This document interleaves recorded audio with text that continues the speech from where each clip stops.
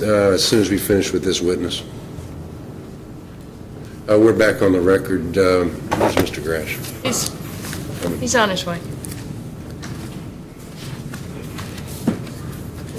How's the grandkids? You going to Indianapolis soon? I heard you keep winning the lottery. What's all that about? I'm a lucky guy, man. I'm just lucky, man. Keep on winning. You keep doing the birth dates? Yeah, you do birthdays. Mr. Grasch is present. Yes, you wanted to see me before I called the jury back in? Yes, regarding Officer Healey's testimony, I understand, he wasn't involved directly with this case. They want to put him on as their expert about all these items, blah, blah, blah, make a lab. Well, there's one issue that he mentioned that I want to make sure he doesn't get to testify because there's been no other testimony about a possible residue on this coffee grinder, Sudafed residue. A, there was no testing of this. B, there's been no evidence. I'll sustain the objection. He can't talk about residue of methamphetamine. You can talk about what in his training experience, what that's consistent with, what that item is right in front of him. No, let's stay away from it. I want expert testimony as it relates to anything methamphetamine, not an officer's word. This is not like marijuana or even to a certain degree what crack cocaine looks like. Methamphetamine is relatively new drug, and I'm not going to have an officer come in and say this is meth, all right? So he's not testifying that it's meth, Your Honor. He's going to testify, he's going to look at that and tell you... It's consistent with methamphetamine, I think, is what you said. No, he's not. Okay, good, then I don't want him to. No, wait. What I said was, he said that he wants to say there was a Sudafed residue to somehow link the Sudafed, and there's been no testimony of anything about that coffee grinder. Where's the residue in the coffee grinder? Is that what you're telling me? Where's the residue? Yes, there's residue of pseudoephedrine. I'll sustain the objection. Judge, that has not been turned over in discovery. It has not been tested. Okay, I sustain the objection. Don't let him go into it. They overruled. All right? Tell him. Thank you. All right, bring the jury in. Let's get going.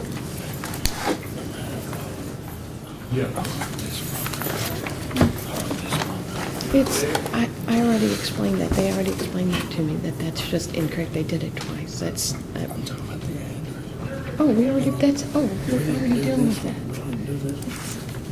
It's okay.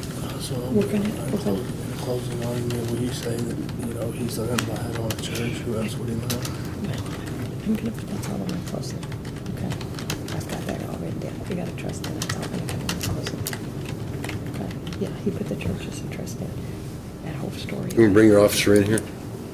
And you Seeley? Sergeant, would you mind getting him? I believe that it wasn't your backpack when it comes down to it. I don't care if he says it's enough. We have to, the defense says it's not yours. Okay, so keep focused on that. This right here, she said they found the backpack. Detective, you want to come forward? Yeah. Counsel, let me see you all. Okay. All right, for the jury, please. I'm sorry. Oh. There's been some discussion about the residue that's in the coffee mix as being Sudafed or having the appearance of being consistent with Sudafed. I want you to stay away from that, all right? Don't bring that out. Because it's my belief, even though the prosecutor doesn't agree with me, that should have been tested if you're going to test it, even though it's a form of white powder, I guess, or it looks like Sudafed. And I think that should have been tested. So that's why I'm saying. What about, if I don't mention the residue, but the coffee grinders are commonly used to grind pseudoephedrine? That's fine. Okay. That is fine. Okay. And that they commonly leave a white residue on? No. But I just can't mention anything about because I said no. Okay. That's why not. And not because of any legal basis, just making sure. Stop it. The prejudicial effect would outweigh its probative value. Is one reason. The second reason is that it should have been tested if that's what the testimony was going to be. All right. And you didn't do it. And you didn't test. You didn't do it. So therefore, I'm not allowing it. Okay. And for the record. Now, do you know the legal reason? No. I'm not sure that I understand. No, because you're blinded. I'm not blinded. I understand that the judge. You're the gatekeeper of evidence. Exactly. By 403. Exactly. And I'm not going to allow you to obfuscate the issues that are before this jury by bringing in something that may or may not be true, even given this officer's experience. Thank you. How's that sound? I just have to stay away from residue. Yes. You can come forward, officer. I've got you in here now. Would you raise your right hand, please, and be sworn? You solemnly swear or affirm the testimony about to give in this matter is the truth, the whole truth, and nothing but the truth? I do, sir. Thank you. Please have a seat Your Honor, right may we there. approach? Hold on a second. Prior to the break, I did tell you all not to discuss this case with any person or allow anyone to talk to you about this case. I presume that admonition was kept. Thank you, Your Honor.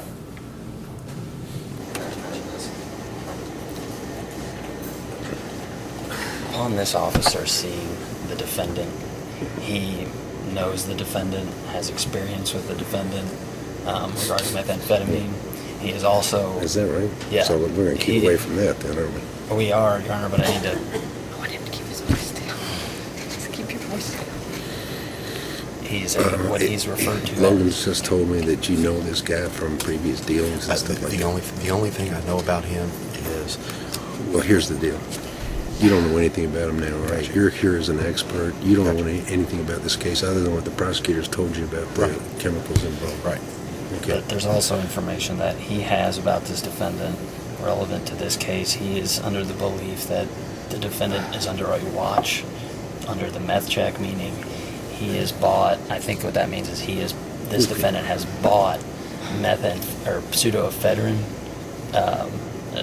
up to the, Okay, doesn't it come under like prior criminal acts or something like that? yeah, prior bad acts. I'm not saying that, Okay, but I'm so telling you, I just know about it. Right, just don't testify to it. I know about it. I just learned about it. Okay. And in the course of it, he thinks there's records showing Okay. that he bought that. Okay, good. So we're not going to introduce that in our case in chief, nor have any intention of enlisting it in our But case you're in chief. alerting the defense. Yes. That's very nice Okay. of you. Okay, Well, stay away Okay, from it. I am. Okay. Thank you. Thank you.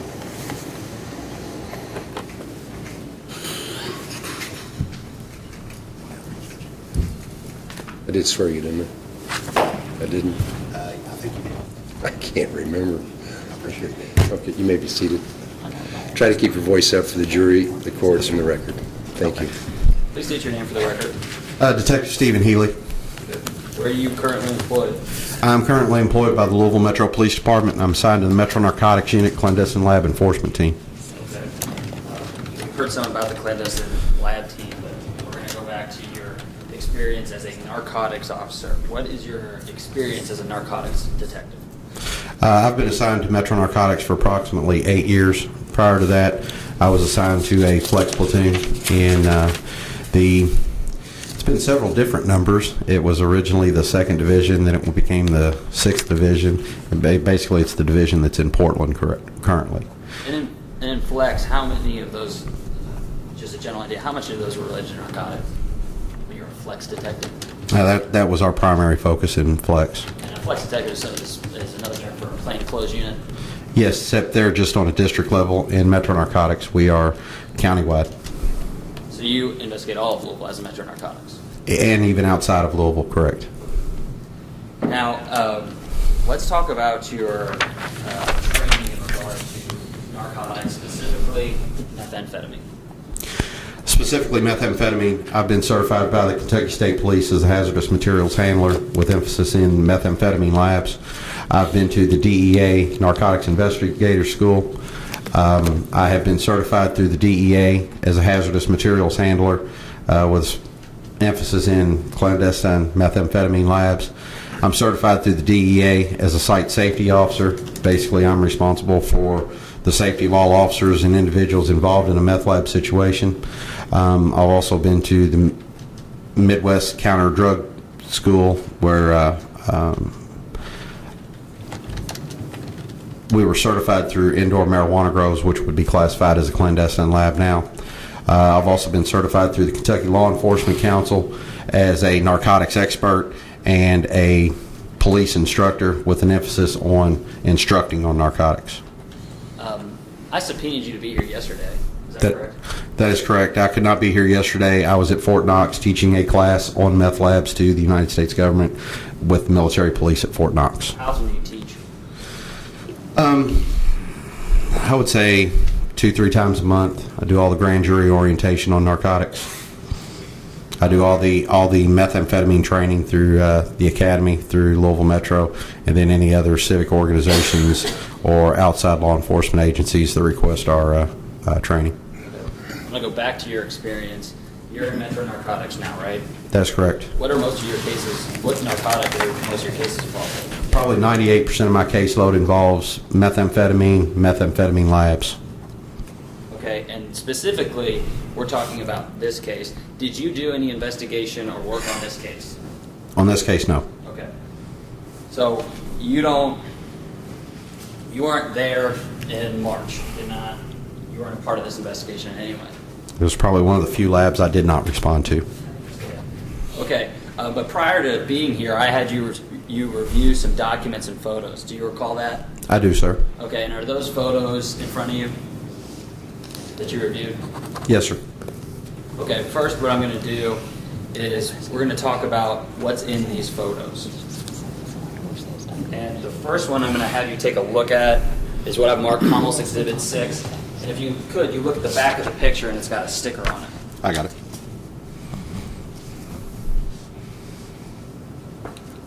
And I think you've got a laser pointer in front of you. And if you could, I'm going to use that when you talk. Let me pull up number 6.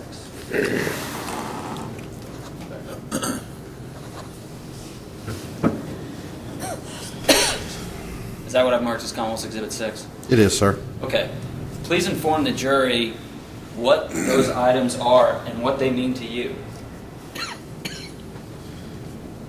Right over here, you have a bundle of white tablets, and if you I believe these are right here as well.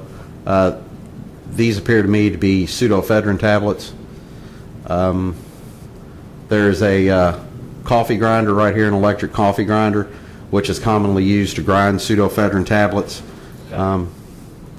The reason you would grind them down, the pills have a lot of pill binder inside of them, cornstarch, things like that. However, if you can grind them down into a powder, it makes your cook go faster. You don't have to wait on the pills to break down.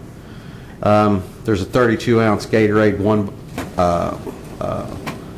plastic bottle here. We commonly see these used as a reactionary vessel, or the item that would include the one pot when all the ingredients are mixed together. You have two Tupperware containers here. I don't know what the substance is inside of those. These are commonly used to hold, small amounts of ammonium nitrate, possibly small amounts of lye.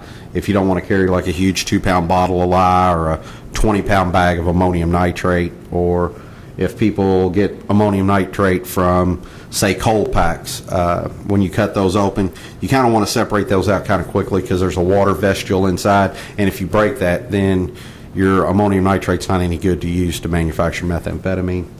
So that's why people will kind of separate the two.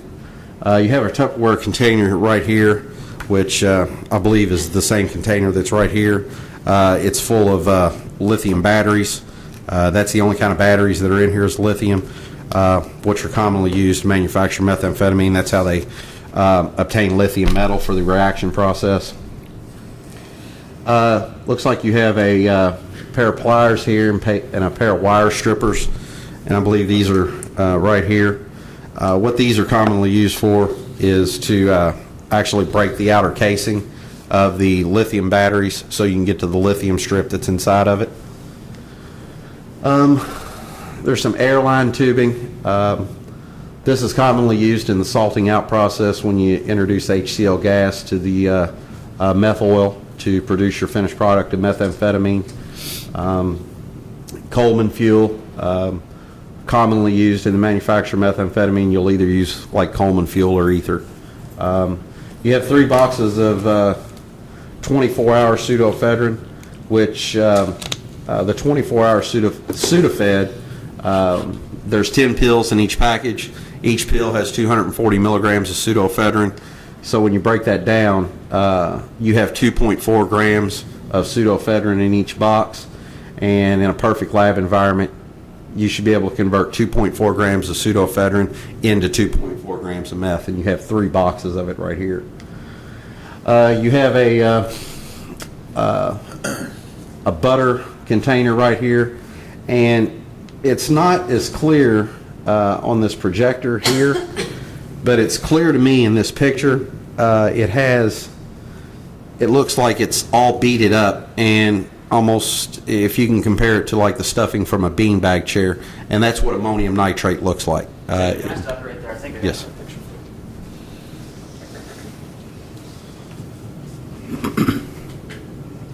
Is that a better picture? Yes. Let me see if there's. If you could just use the pointer. I was trying to look for my own. I don't see one in here. Yeah, that's, to me, that's ammonium nitrate. That's exactly what ammonium nitrate looks like. We commonly find it like this. Is there any way you could back that picture up for me? Sure. Because it almost gives me a better picture of this bag right here. Computer's frozen. Just give me a second. Judge, may we approach quickly? Sure.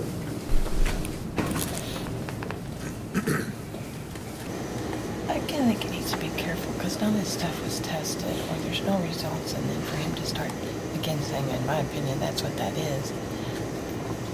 I'm watching it carefully, but I think he can give an opinion as it relates to What the it looks ammonia. like? Okay. What is that? And actually, the Sudafeds is common knowledge, and everything else actually is common knowledge. It's just stating what it's used Just for. objecting for him to state that he thinks that's what it is, when there's been no testing. So. Objections noted for the record. Thank you, Your Honor.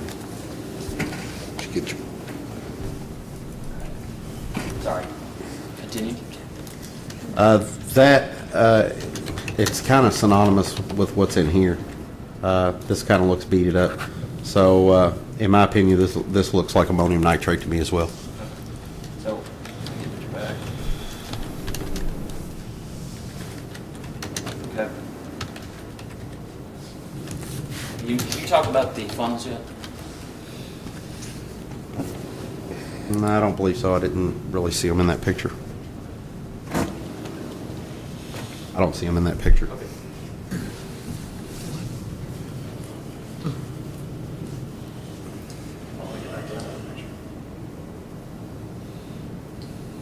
Here. What else? Your paper funnels, those can be used for multiple purposes in the methamphetamine process. You can actually use these to sit on top of the 32-ounce Gatorade bottle like we had talked about to pour your ammonium nitrate in. We've seen them used for pouring lye in, kind of keep it from spilling out.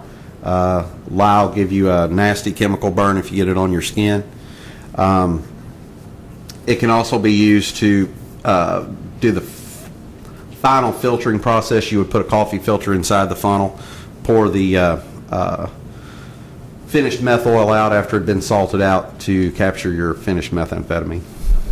Now, you mentioned a couple different ways to make meth. What's a common term for this method in your opinion?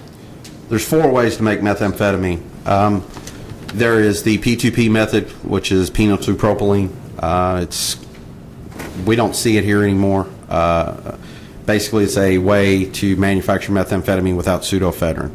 However, it involves lots and lots of chemicals. You almost have to have a chemistry degree to do it. The next method would be the red phosphorus or red P method. I don't see anything here that would indicate any kind of red phosphorus cooking.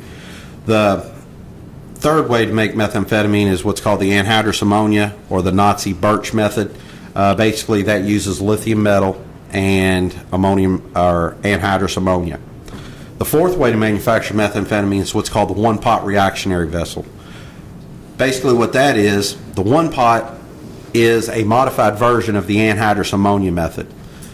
Basically, you will put all your ingredients in one vessel at one time. The reason we're using ammonium nitrate, you mix ammonium nitrate with lye, and it makes its own anhydrous ammonia inside the bottle. So that's why it's a modified version.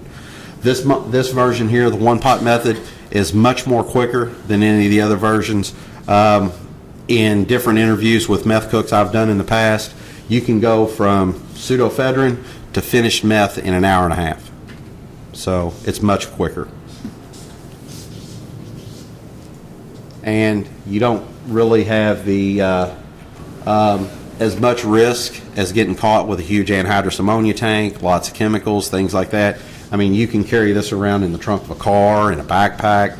Whenever you're done cooking, you bag it up and toss it out the window. It's much more efficient. And that's commonly what we're seeing here. I'd say in the past 3 years, probably 99% of the meth labs we've seen have all been the one pot method.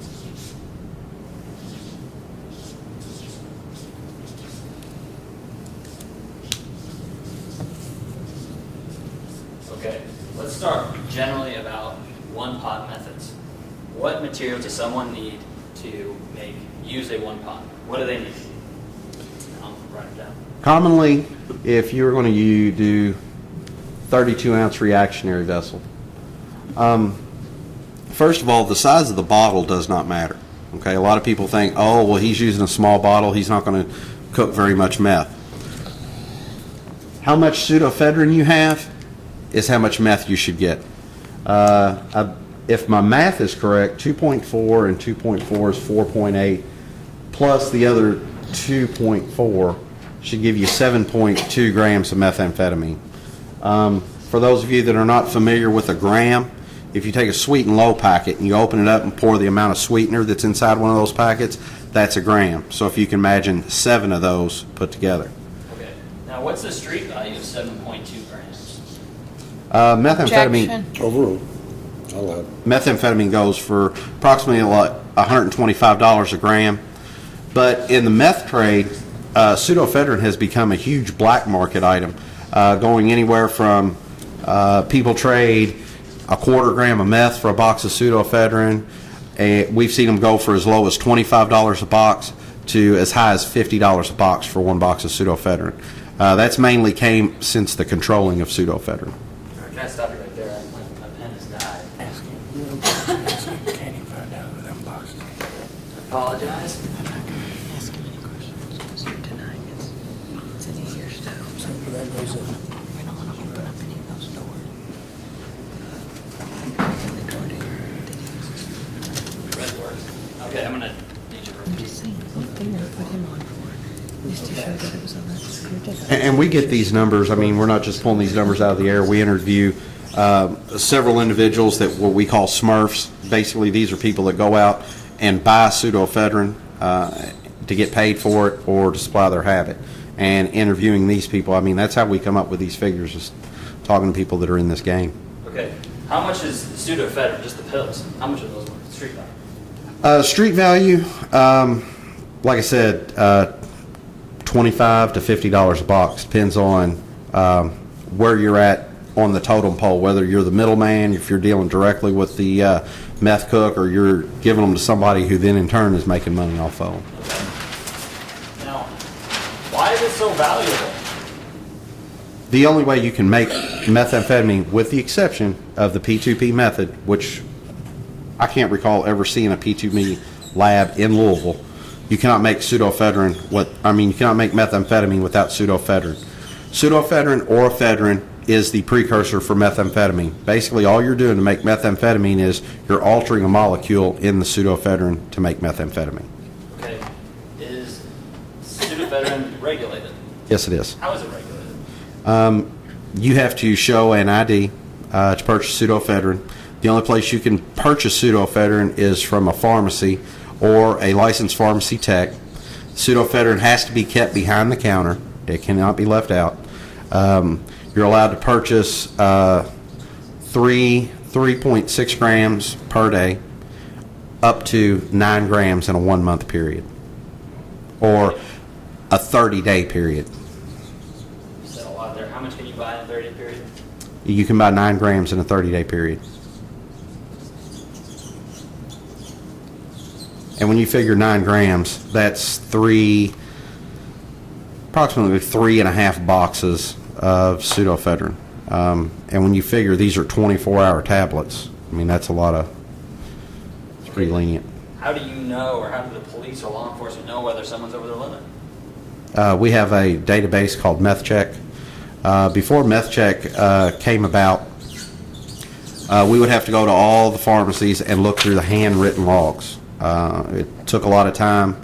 The drug companies have realized, hey, our drug is used for the manufacture of methamphetamine. However, it's also used by people with legitimate medical problems. So what we're going to do is they've actually provided all the funding to put all of these readers into the pharmacies where your ID is scanned. They've provided the database to store it all. They've provided law enforcement with access to that database.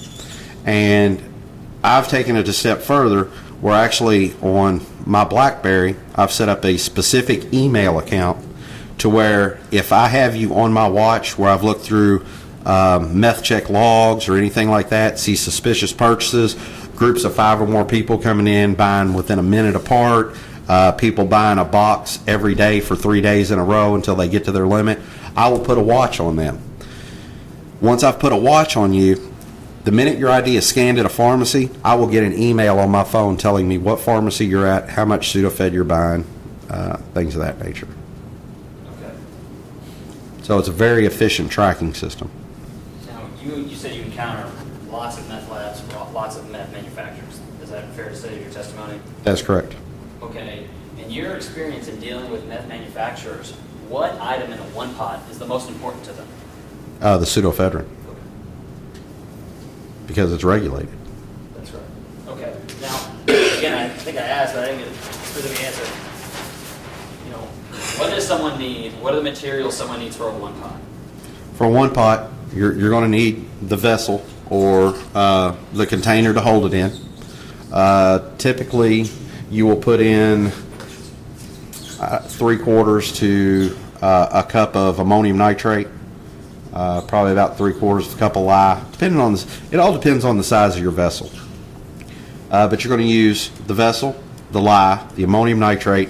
You're going to take your pseudoephedrine pills. You're going to grind them down some way to get them into a powder. You're going to put that in there. You're going to take your lithium batteries. You're going to strip your lithium metal out of them. And basically what you'll do is you'll take like a pair of these pliers. You'll go around the outside of it and score the outside, and then you'll take 2 pairs of pliers and pull it apart.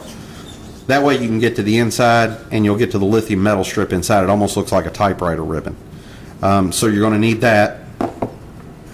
Then you're going to need your fuel, which will either be Coleman fuel, ether, something like that. Once you've put all this in the bottle, you need something to start the chemical reaction. Lithium metal will react violently with water. Actually, I have a video in one of my presentations that I do when I teach class. We take the strip of one lithium battery, one AA lithium battery, and put it in a Pyrex dish that only has about that much water in it. And that's all that's in it is water. The lithium metal will react with the water. It'll instantly ignite. It'll burn hot like a flare, and it'll burn so hot it shatters the Pyrex within 30 seconds. So you need something to start the chemical reaction inside the bottle. So they will add a cap full of water into the bottle. You'll close the lid and then you'll shake it. Some people think, well, you just told me it reacts violently with water, it'll explode. The reason it doesn't explode at that point is because it's an oxygen deficient environment. There's no oxygen to create the explosion. When we commonly have meth lab explosions now, it's when either somebody, let me back up just for a second. When this reaction's going, it's building up pressure inside this bottle. Okay? Picture if you go to a Coke machine and you buy a Pepsi or a Mountain Dew or something and it comes out or somebody shakes it. You're not instantly going to open that bottle to open it because it's going to go everywhere. So basically you crack it to let the pressure come out of it. Same way with a one-pot reactionary vessel. You're just going to crack that lid just to release enough pressure off of it, because if you take that lid off, you're going to introduce oxygen, and that's going to cause your fire or your explosion.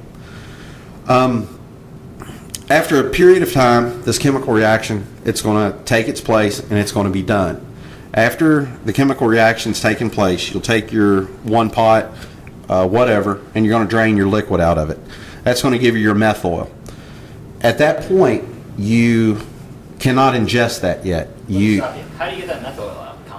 What do you need to get the meth oil out? You use funnel, coffee filters, things like that, and another container to catch it in. You could use Ziploc containers, anything, something you can pour that liquid back out into.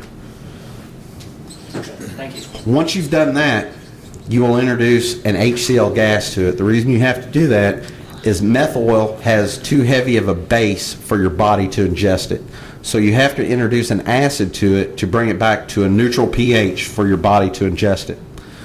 So in that process, which is a totally separate process than the cooking process, that's called the salting out process. And basically what you'll do is you'll take sulfuric acid and salt, you'll mix it together inside of a bottle, and you'll take airline tubing, run it from that top of that bottle. Salt and sulfuric acid will create HCl gas inside the bottle, and the gas will vent out the tube. So you'll take the end of that tube where that gas is venting out, introduce it to the methyl oil. That will bond, and it will actually, your meth will actually fall to the bottom. It'll look like a snow globe when it's salting out. So after you finish that process, then you just filter it back out again, and the Coleman fuel will go straight through the coffee filter, and your meth will be caught in the coffee filter, and then all you got to do is dry it out. Ether or Coleman fuel evaporates pretty quickly. It's extremely flammable, but evaporates quickly. So then you just dry it out and you have your meth. Okay, big question.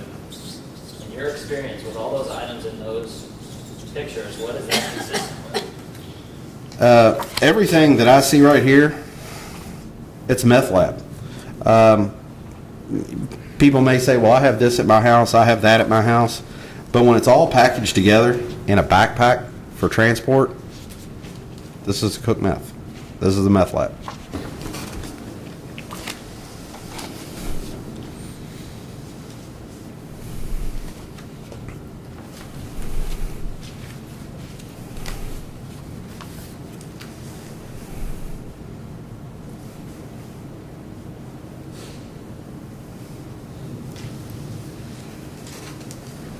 Thank you. Ms. Axner, you may ask. I don't have any questions. Thank you, Ron. Okay, thanks very much for being with us today. You're now excused from these proceedings. Go back to your normal course of business, or if you wish, you may remain in the courtroom or come back this afternoon after lunch. Thanks, sir. Ladies and gentlemen, let's go ahead and recess for lunch at this time. See you about 1:30 outside this courtroom. Don't discuss this case with any person or allow anyone to talk to you about this case. This court will stand in recess to 1:30. All rise for the jury, please.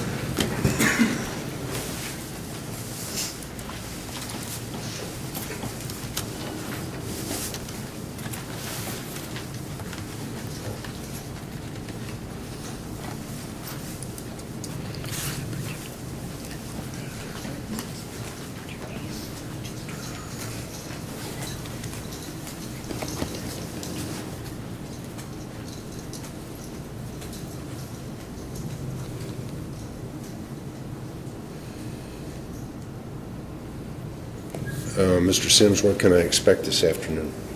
Nothing from the Commonwealth. You ready to proceed with the defense? Yes. Okay, do you have any motions at this time? I have a motion for a directed verdict.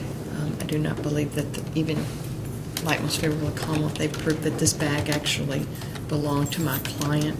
Just to say it was near him, there were no identification marks. He denied it was his. There was nothing to connect this to him other than the fact that it was lying near a bench where he was obviously passed out and had to be awakened. We believe that the issue is, first of all, they have to show that there are two or more items and that he had intent to manufacture, because there was obviously in the first prong that there wasn't anything being manufactured, nor was no meth found.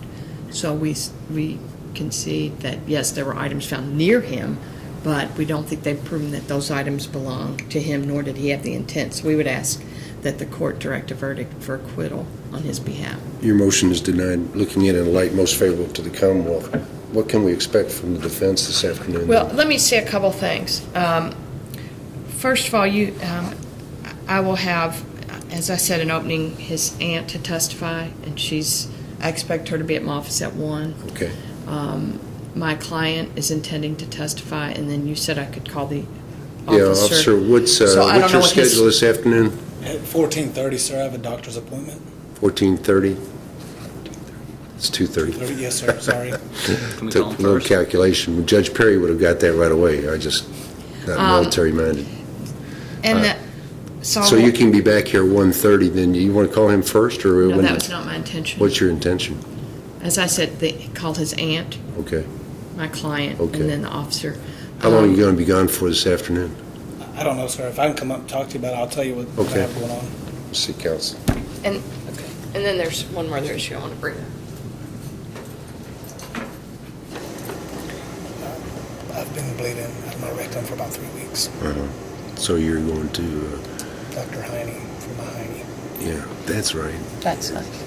Um, Heard of him, actually. Okay, that's, And I tried to reschedule it, but it was going to be way down the yeah, road. well, that's okay, that's all right. Are you available in the morning?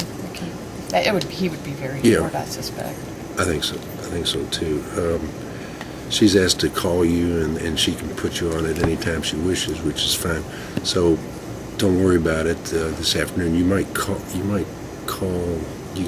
got a text, or you got a phone. Yeah, I did. You might text him if you get out early or something like that. But knowing doctors and knowing you might have to have some sort of treatment or something like that.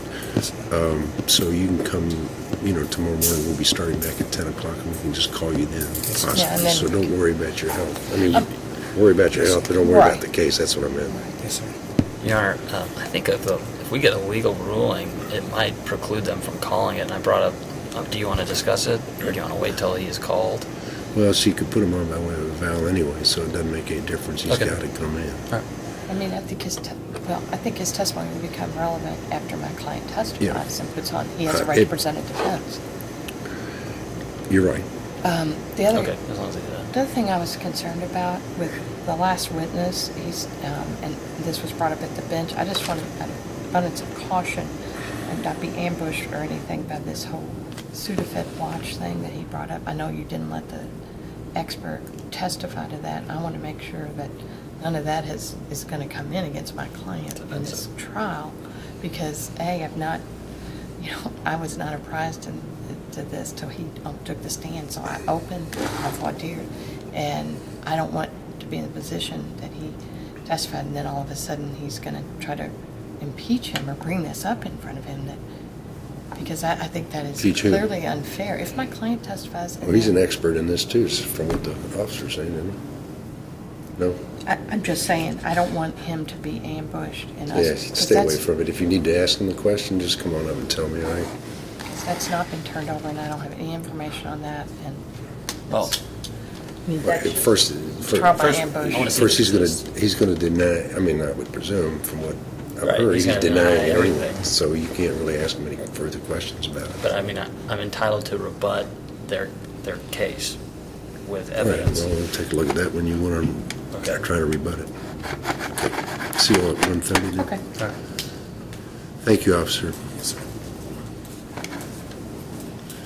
Back at 1:30. I just don't want to get into this whole thing. Did the judge say I was Huh? The judge said I was Oh, He was making a joke. You got any instructions for me? I do. I can email them to you. I'm still I think- contemplating. I think he'll do it to the staff attorney. Let me check with him, all right?